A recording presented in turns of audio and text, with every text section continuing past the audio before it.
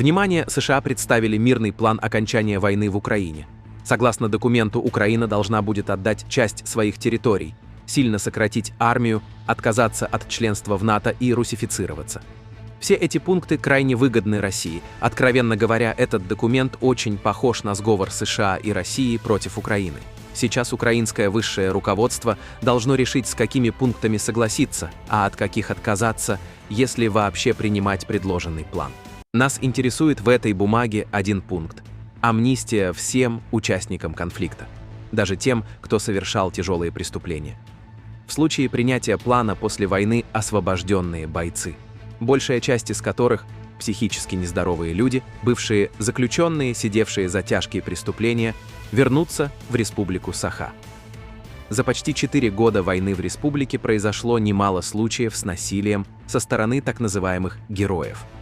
Когда мужчины, воевавшие в Украине, приезжая в республику, устраивали дебоши, убивали и избивали до полусмерти людей. Что же стоит ожидать сейчас? Россия не будет предоставлять им психологическую реабилитацию, а обществу защиту от насилия. То есть оставит гражданское население один на один с убийцами, и это в стране, в которой законы или не работают, или направлены против людей. Так называемый мирный план грозит Республике Саха началом новых больших проблем. Что вы думаете по этому поводу? Напишите в комментариях.